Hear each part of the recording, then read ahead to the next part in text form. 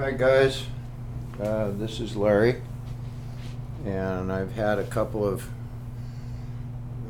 requests on how I bleed brakes on a motorcycle.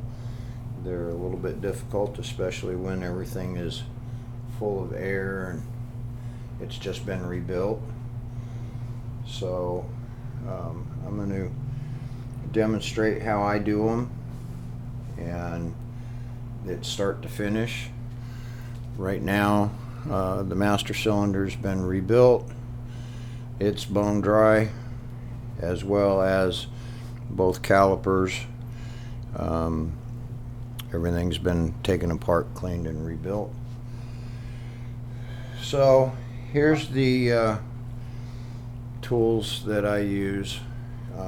What this is a 60cc syringe. I prefer the kind with the tip of it off to one side so that you can control the air getting out of it is easier. And the little trick to what I do is I've taken an ordinary banjo bolt that connects a brake line to the master cylinder or to the caliper, and what I've done is the hole in the end of it, which is usually very small, I've drilled it out and rounded off the tip of the hole so that the syringe fits inside of it nice and snugly, so that, you know, it'll stay nice and airtight. And very simply, what I do is put the two washers on it, put a washer on it. Oh, let's get this off of here. This is just sitting there. Take the original one out, and what I do is take the end of the hose off, put this on, and now the nut that I use, I don't know the thread pitch right now, but it's the same nuts that you use for the engine mount bolts on the back of the upper mount that goes in the engine case. Thread that on there and tighten it up nice and tight with a couple of wrenches so that it doesn't leak when you force the air in. Now, the next step that I do, I've made a bottle that has, this is for a dual caliper setup, which this bike is a 650 GL Interstate, and the long brass tubes I've soldered inside, those stay connected to the hose. I've got some other ones here that I can just put on. One of these hoses goes to each caliper nipple, and also, in order to keep air from being introduced into the system after you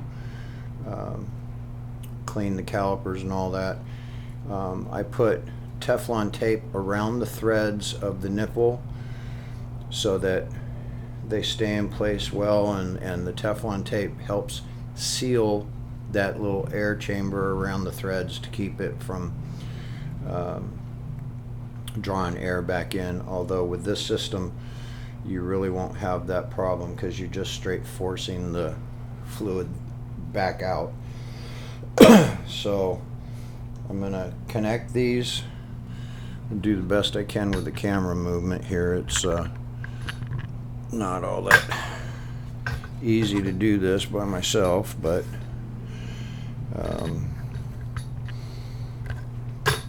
very simply I'm connecting this silicone hose to the tip of the nipple on both calipers.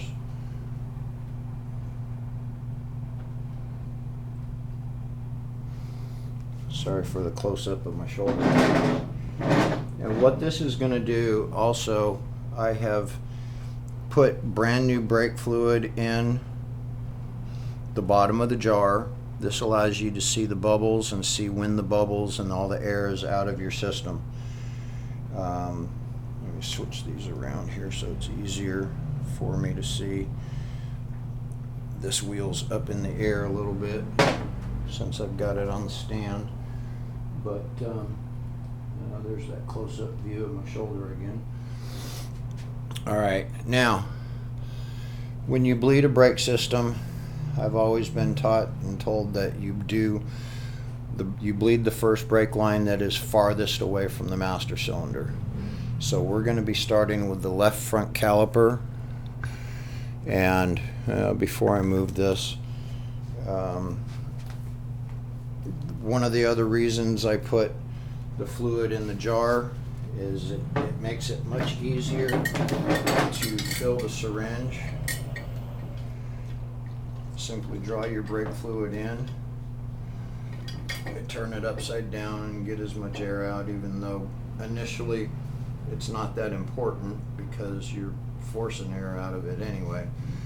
But the slower, if you refill this syringe a second time for insurance, what you're going to want to do is draw the fluid in slowly. I don't know if you can see, but drawing it in fast, you end up with a bunch of little tiny bubbles, which when you force it in, it's going to end up putting those little tiny air bubbles in, which we're going to deal with at the end of all this.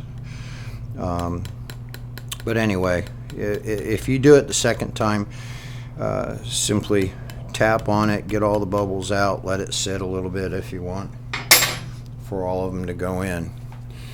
Now, let's see if I can get the camera a little bit closer here, so bear with the movement. It's about as close as I'm going to be able to get it. Now, very simply, this goes in. You force it in till it's nice and tight. Make sure the right caliper is closed off, or if you're using a single caliper, it's no big deal. I open the valve for the caliper that I want to bleed through first, which is the right one. And very simply, just start forcing it out. I wish I could get this up high enough for you to see the jar. Almost, but not really. Here.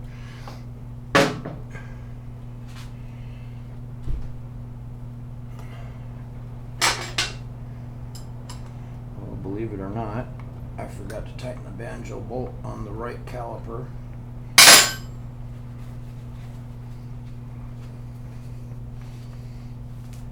So I'm tightening those up. Double check the right one.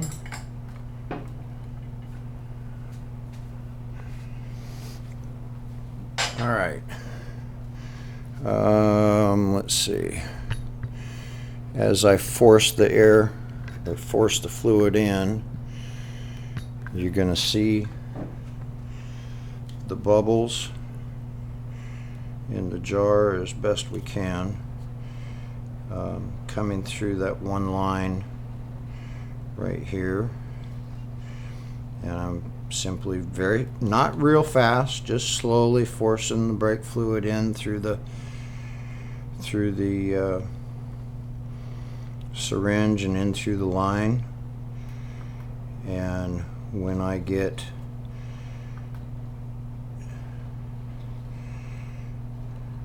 majority of the bubbles forced out, I will close that caliper, which is about now. There's still a little bit coming through it, but I'm going to be going over it twice. So now I'll open the right caliper, force the fluid through there nice and slow, which, because I forgot to tighten the caliper on the right side, the banjo bolt, I've used more fluid than usual.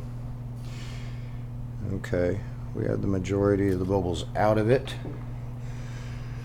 Now I'm going to let it sit for a minute and let the bubbles set at the top of the caliper on each one, and let the bubbles rise to the top, and then we'll go through and do a second run with another 60 cc syringe of fluid. In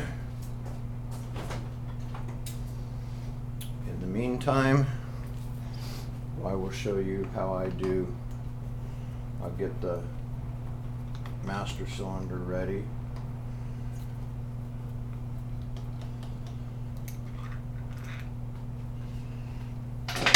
As usual, I wasn't as prepared as I thought I was.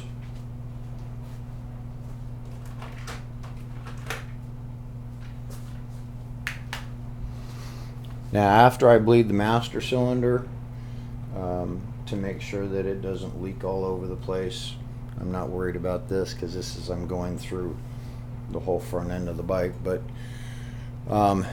this is the cap for like gear oil lube, where it's got a tapered end on it. And what I'm going to do with this, once I get the fluid bled out of the master cylinder, so that I can go through and bleed the two caliper lines again, I'm going to put this in the end of the master cylinder, and that will simply seal it off and keep the fluid from dripping.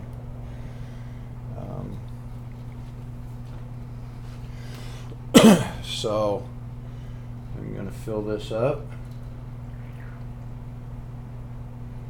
You don't need to go all the way, you just got to keep track of it so that if you were to use more than what was in the master cylinder, you could keep an eye on it. I'm trying to adjust this so it's a little bit better for you to see. Kind of hard, I'm doing this on a tripod. Alright, now master cylinder's empty, and as you can see, I'm pumping it and there ain't nothing coming through it, and you probably will do this for hours and not get much out of it, if anything at all. So what you do, very simply, you put your finger over the hole, push in on the master cylinder lever, let up. No, let's go backwards.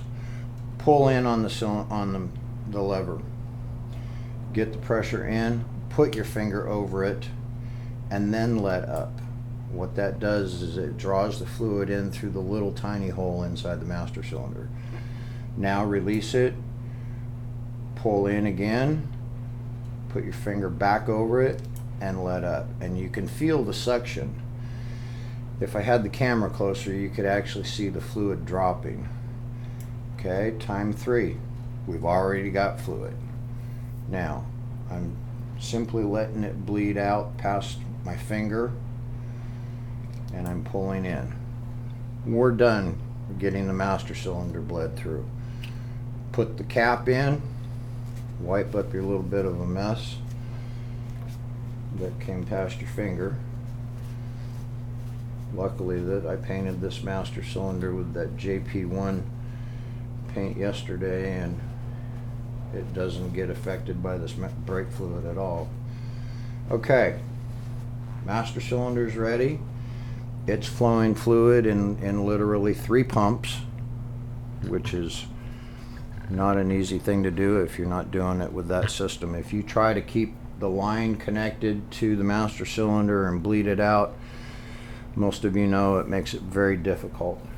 So, alright, for right now, I'm going to pull the syringe out and get some more fluid out of the jar. And because I've used new fluid, I'm not worried about drawing the fluid out of the jar, because I just used brand new fluid to force through the lines.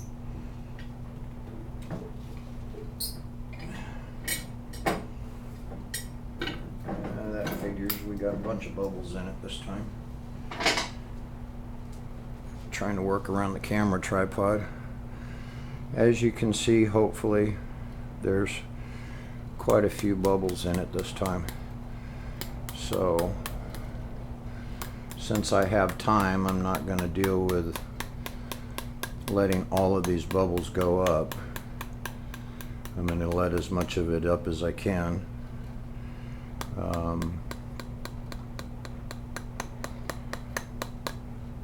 When I'm all done with the system, I'll show you another trick that we use to get all the air out 100%. Now it's more important to get this big air bubble out of the syringe because we've already got the majority of it bled out. So put it back in. I'm going to reach over and open this right caliper bleed. Double check my line. Right, open the right one and start forcing the fluid in. Kind of hard to do to hold the jar up, but I don't think you can see it anyway. Alright, I'm forcing it a little bit faster this time since most of the small bubbles are up. I've got all the air out of the system. Close the valve, open the bleeder valve on the right caliper. I'm forcing the rest of it through, and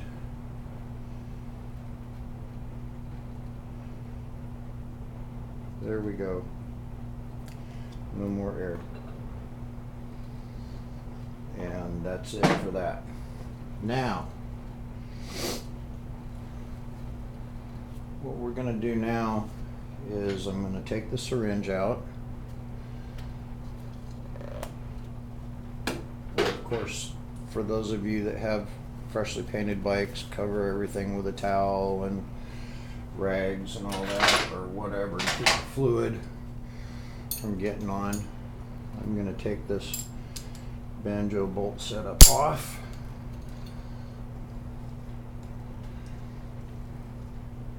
And yes, you'll have a little bit of air in the top of the banjo bolt. It's not really an issue, because what we're going to do is, once I put the new one in, replace this with banjo that's going in the caliper. Get my hands wiped off here. I'm going to pull the plug out and immediately start putting this line in. Just as I get it to almost tight or snug with my fingers so it doesn't drip, I'm going to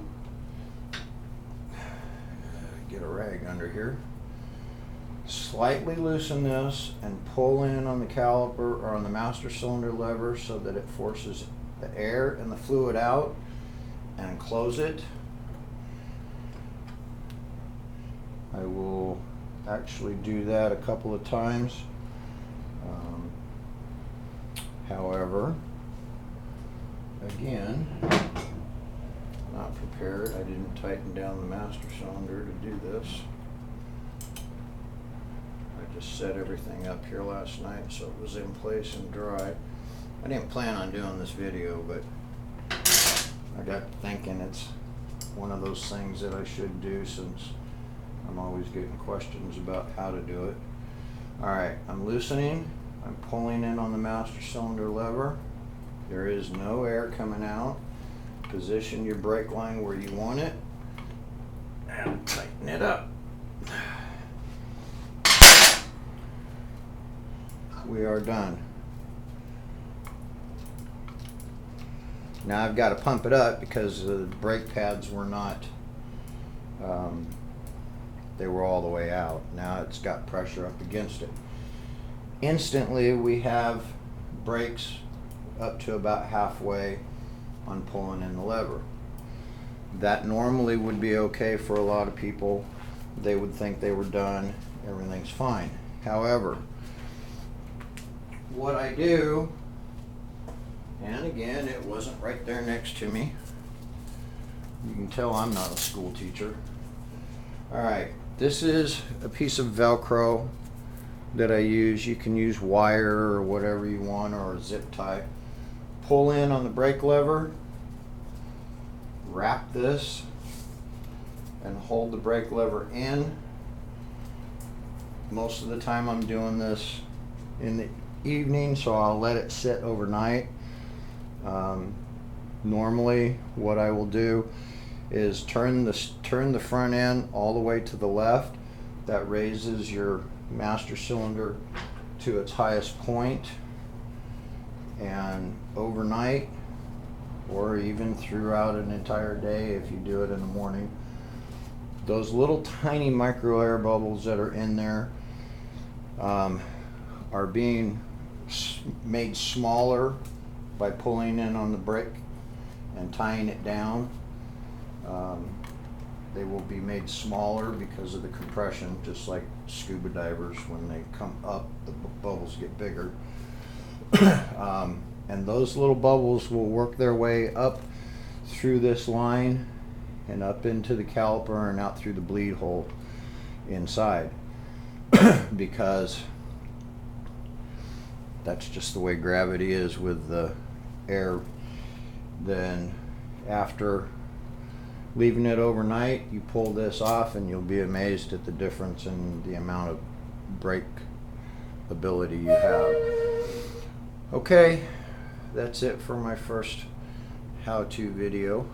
Hopefully it comes across okay. Alright guys, hope that helps. I'm going to go over here and shut this camera off. Thanks for watching.